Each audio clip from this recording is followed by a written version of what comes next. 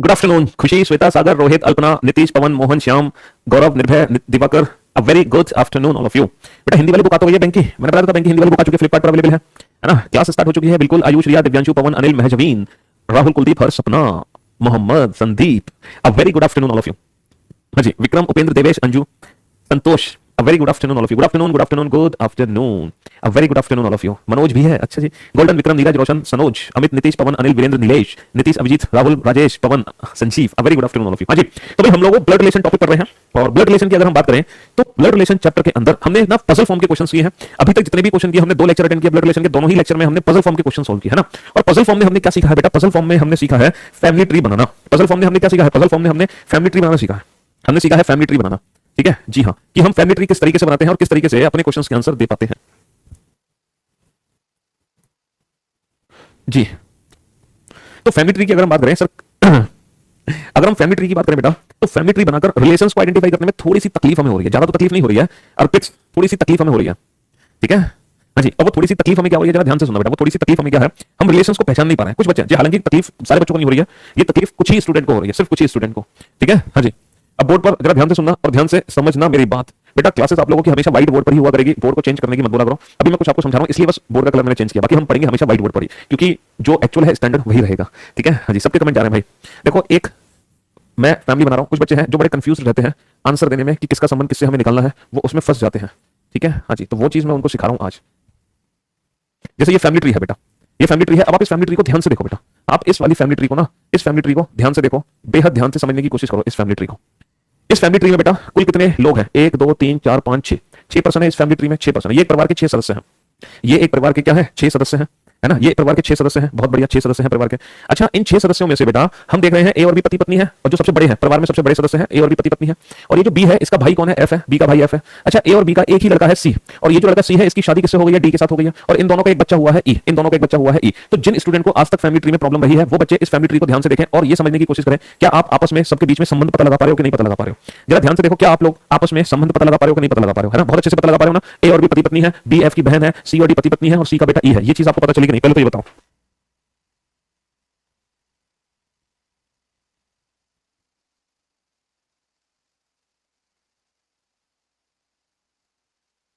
हाँ जी, तो मेरे दोस्त, मेरे भाई, अब एग्जाम में क्वेश्चन देखो किस तरीके से पूछा जाता है, जरा ध्यान से समझना। एग्जाम में 2 तरीके से क्वेश्चन पूछा जाता है। पहला तरीका ये है, how is A related to D. एक तो क्वेश्चन ये होता है। दूसरा जो क्वेश्चन हमसे पूछा जाता है वो ये पूछा जाता है, how is D related to A, how is D related to A. हम इन दोनों क्वेश्चन में कंफ्यूज रहते हैं। या फिर what is relation of D to A, या फिर ये पूछते हैं, है ना, what is relation of D to A, D का ए से क्या संबंध है ना, इस तरीके से पूछते हैं। हिंदी में लिखा रहता है how is A related to D, A का डी से क्या संबंध है, या फिर लिखा रहता है ए डी से किस प्रकार संबंधित है, ए डी से किस प्रकार संबंधित है, ठीक है, ए डी से किस प्रकार संबंधित है, डी का ए से क्या संबंध है, या फिर लिखा रहता है डी ए से किस प्रकार संबंधित है। आप इन दोनों लैंग्वेज में पहले तो अंतर समझो। ये 2 क्वेश्चन पूछे गए हैं और आप इन दोनों क्वेश्चन में ही हमेशा कंफ्यूज रहते हो। आप हमेशा इन दोनों क्वेश्चन में ही कंफ्यूज रहते हो कि सर कब हमें किसका आंसर क्या देना है, यही आप नहीं समझ पाते हो, ठीक है। तो ये उन बच्चों के लिए है जो बच्चे अभी तक कंफ्यूज हैं फैमिली ट्री को देखकर आंसर देने में। उन बच्चों को मैं समझाने की कोशिश कर रहा हूं। अब मेरी बात ध्यान से सुनना। देखो, पहला क्वेश्चन क्या है, how is A related to D, A का डी से क्या संबंध है, या फिर ए जो है वो डी से किस प्रकार संबंधित है। तो आपको फोकस ये रखना है कि हमसे पूछ किसके बारे में रहे हैं, हमसे ए के बारे में पूछना है या डी के बारे में पूछ रहे हैं। तो how is A related to D, A का डी से क्या संबंध है, या फिर ए डी से किस प्रकार संबंधित है। तो हमें यहां पर बताना है बेटा ए के बारे में, हु इज ए, ए कौन है। हमें टोटल फोकस ए को रखना है, ए का डी से क्या संबंध है, मतलब ए डी से किस प्रकार संबंधित है, यानी कि ए कौन है, हु इज ए। तो बेटा ए कौन है, डी का, इसके पति का पिता, और पति का पिता कौन हो जाएगा, ससुर। तो ए डी का ससुर है। How is A related to D, ससुर, फादर इन लॉ। तो पहले क्वेश्चन का आंसर आ गया फादर इन लॉ। दूसरा क्वेश्चन है how is D related to A, D का ए से क्या संबंध है, डी ए से किस प्रकार संबंधित है। तो हमसे पूछा है डी ए से किस प्रकार संबंधित है, मतलब डी कौन है, डी कौन है, ए की। तो बेटा इसका जो बेटा है इसकी पत्नी है, इसके बेटे की पत्नी होगी उसकी बहू, पुत्र वधू। तो डी ए की पुत्र वधू है। अब आप इन दोनों क्वेश्चन को अच्छे से देख लो, अच्छे से समझ लो कि कब हमें ससुर आंसर देना है, कब हमें पुत्र वधू आंसर देना है। ए कौन है, ए के बारे में पूछेगा तो ए तो ससुर है। डी कौन है, डी के बारे में पूछेगा तो डी कौन है, डी पुत्र वधू है। सिंपल सी बात ये है, ये पुत्र वधू है। अब बताओ प्रॉब्लम कुछ दूर हुई कि नहीं?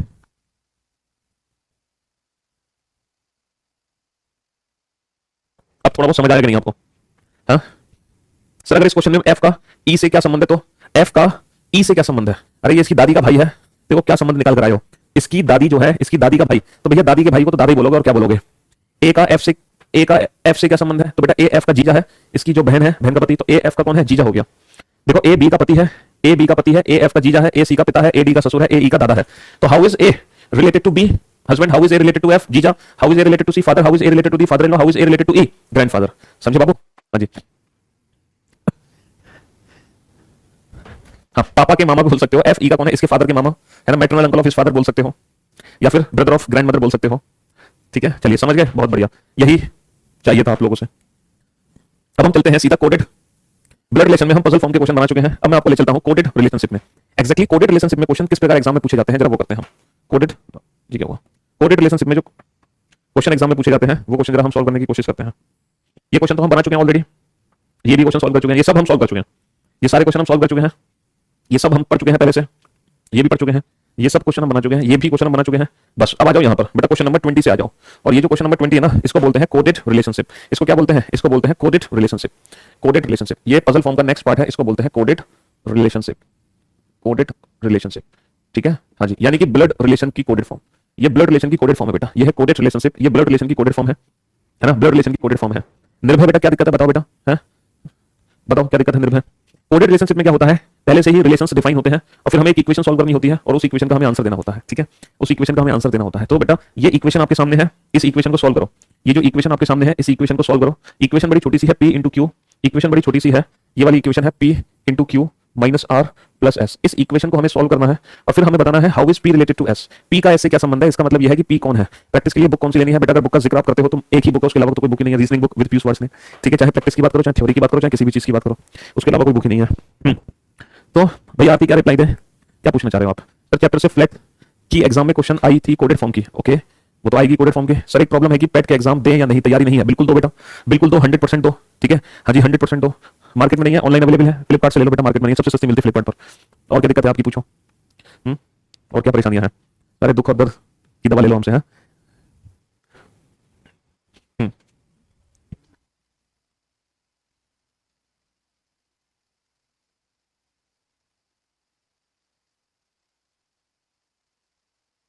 आज मेरा बर्थडे है, आशीर्वाद दे दो। Wish you very very happy birthday दक्ष।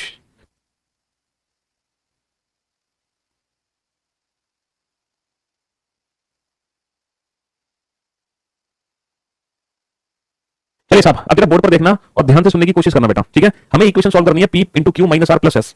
तो मेरे दोस्त, मेरे भाई, आप ये बताओ p इंटू क्यू है तो p इंटू क्यू को हम कुछ तो पढ़ेंगे। अब p इंटू क्यू को हम क्या पढ़े, कैसे पता चलेगा? तो देखो पढ़ना क्या है वो यहाँ पर हमें पढ़ के दिखाया गया है। देखो a इंटू बी को इन्होंने क्या पढ़ा है सर? a इंटू बी को इन्होंने पढ़ा है a b की बहन है, a is the sister of b।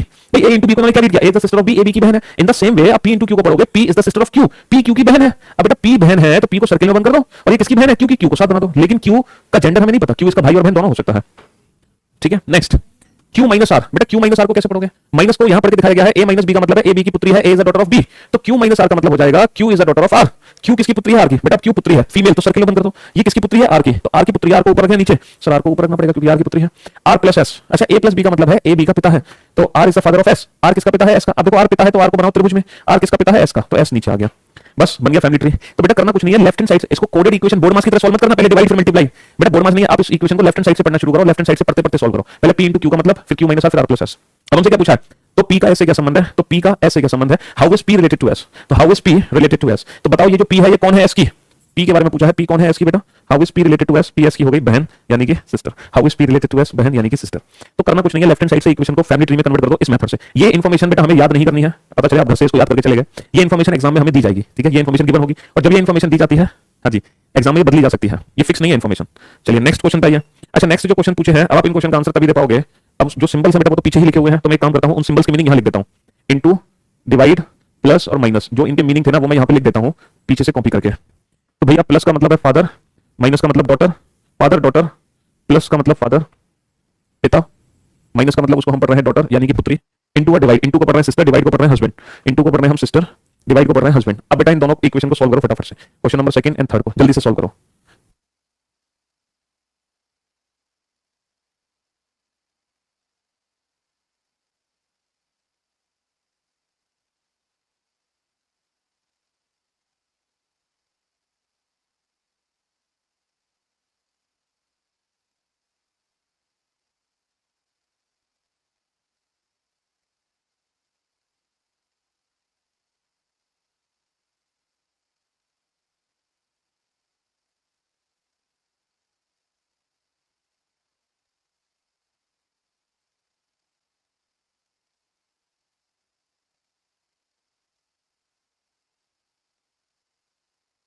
Trick यही है फैमिली ट्री बनाने की, ट्रिक फैमिली ट्री बनाने की। और क्या है, फैमिली ट्री बनाओ। और फैमिली ट्री बनाने में स्टार्टिंग में थोड़ा सा समय लगता है, लेकिन धीरे धीरे जैसे हमारी प्रैक्टिस होती है फिर फैमिली ट्री हम बहुत स्पीड से बनाने लगते हैं। ठीक है, चीजों को सीखने में समय लगता है।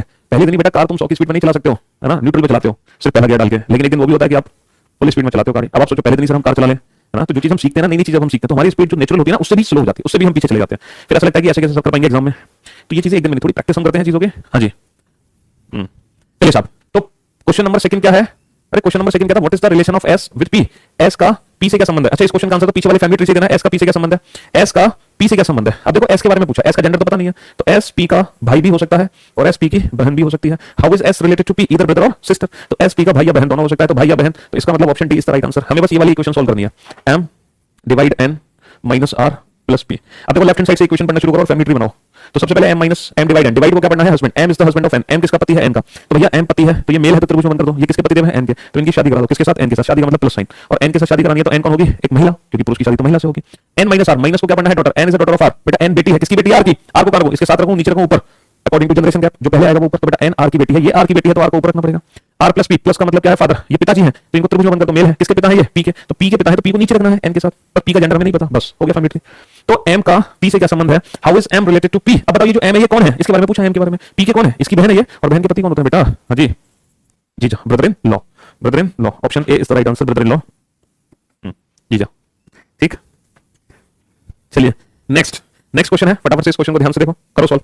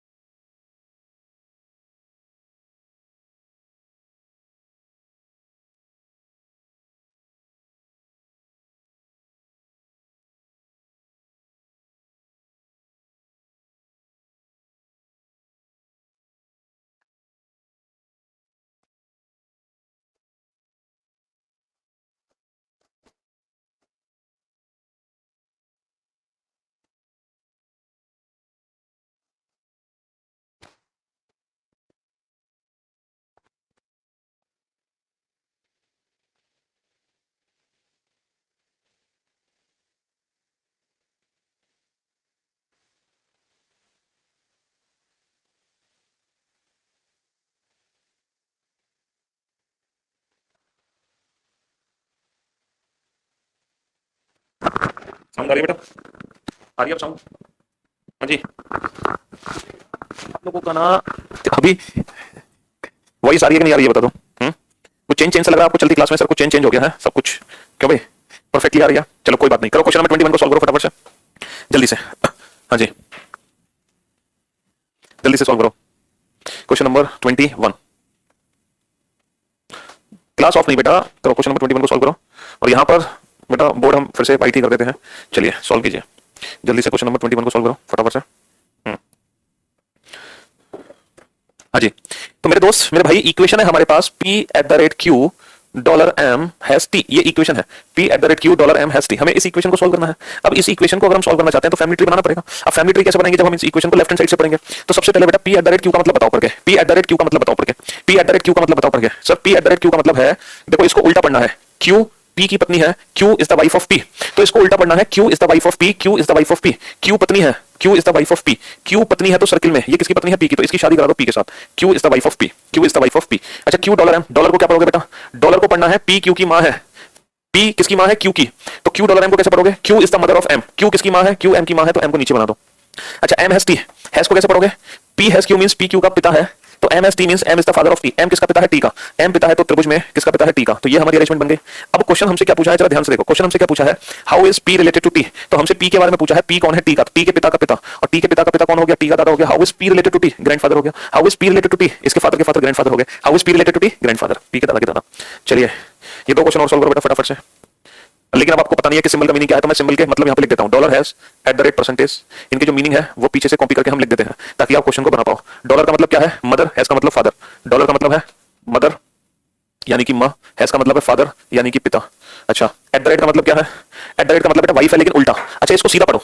अगर मैं पढ़ूं क्यू पी की पत्नी है, अगर मैं इसको पी से क्यू पढ़ूंगा तो क्या पढ़ूंगा? पी क्यू का पति है। भाई क्यू पी की पत्नी है या पी क्यू का पति है, बात तो एक ही है। तो पी से क्यू पढ़ूंगा हस्बैंड, तो इसको हस्बैंड, तो इसको हम पढ़ेंगे हस्बैंड, सीधा सीधा पढ़ेंगे हस्बैंड, और इसका मतलब है डॉटर। अब आप इन दोनों क्वेश्चन को सॉल्व करो, ठीक है? हाँ जी।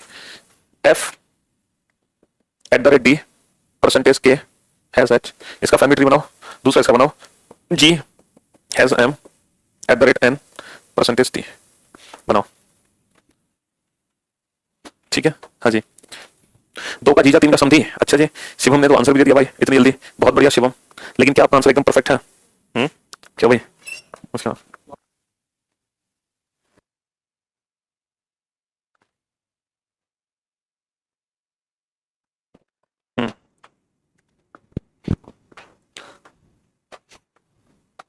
F at the rate D, देखो एट द रेट को कैसे बनाओगे? एट द रेट का मतलब क्या है? एट द रेट का मतलब है husband. F is the husband of D, हालांकि वहां पे उल्टा था, D is the wife of F, बात तो एक ही है। तो एफ को पति बना दो, एफ को पति बना दो, एफ की शादी करा दो किससे? डी के साथ। तो एफ की शादी डी के साथ करा दो, F is the husband of D. बहुत बढ़िया। डी परसेंटेज के, परसेंटेज का मतलब क्या है? डॉटर। ये किसकी बेटी है? के की। तो ये के की बेटी है, तो के को ऊपर बनाओगे। के हैज एच, हैज का मतलब क्या है? पिता। बेटा के पिताजी हैं तो त्रिभुज में बंद करो, किसके पिताजी हैं? एच के, तो एच को नीचे बनाओगे।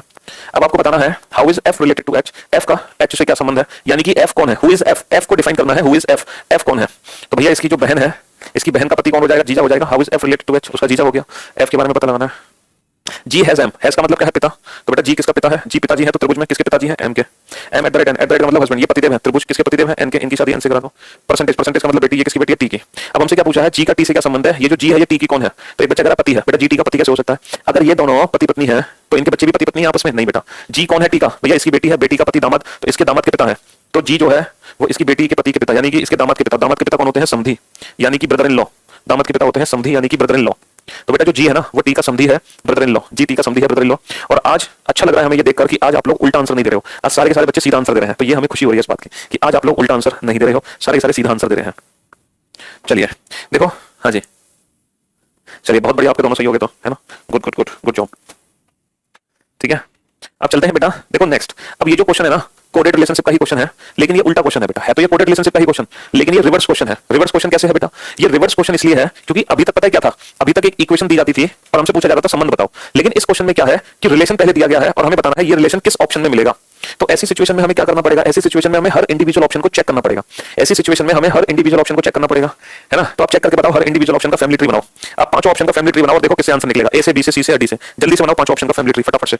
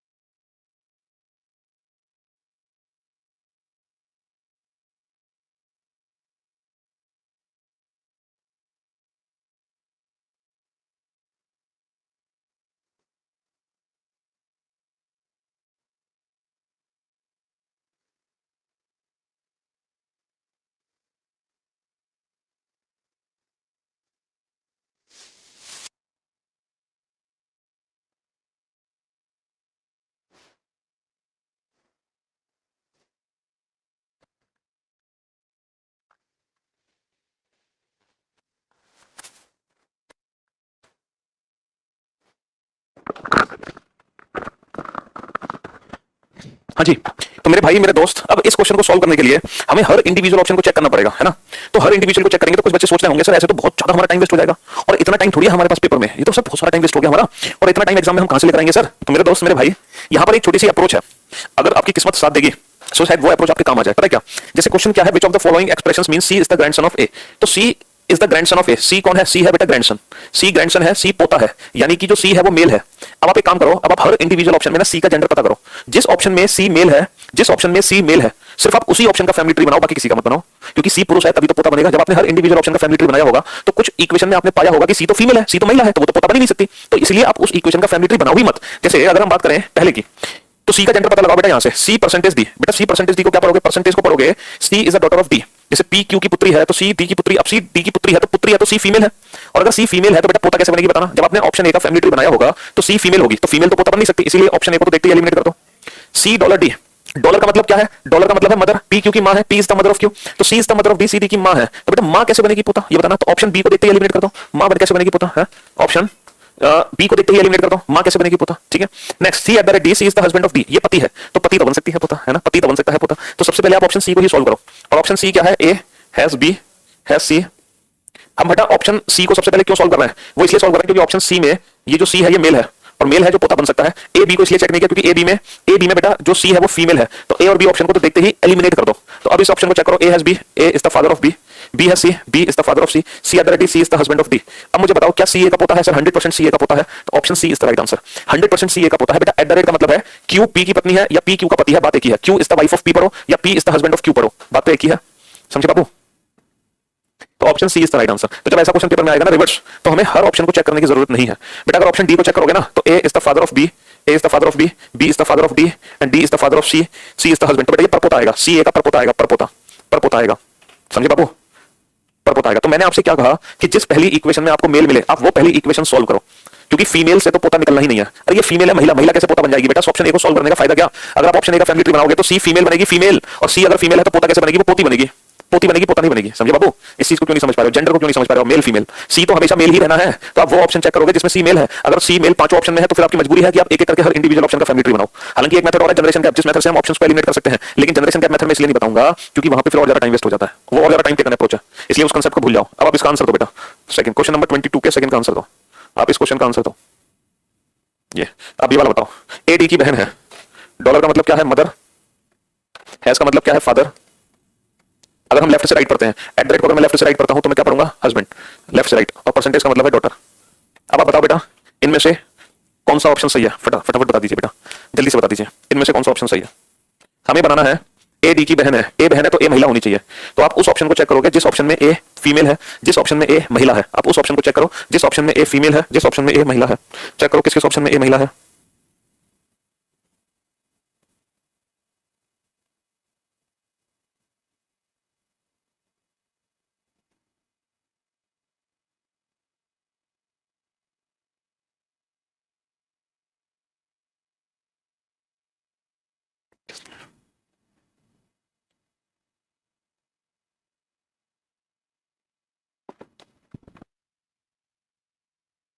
ए डी की बहन है तो ए महिला होनी चाहिए, A at the rate B, A B का पति है, पति कैसे बनेगा बेटा बहन, A has B, A B का पिता है, पिता कैसे बनेगा बहन। तो ऑप्शन सी को ट्राई करो, A percentage B, A B की बेटी है, ए बेटी है सर्किल में, किसकी बेटी है, ये बी की बेटी है।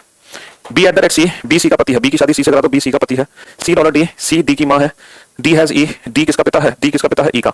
तो क्या बेटा ए डी की बहन है, 100% ए डी की बहन है, option C is the right answer, 100% A D की बहन है, option C is the right answer.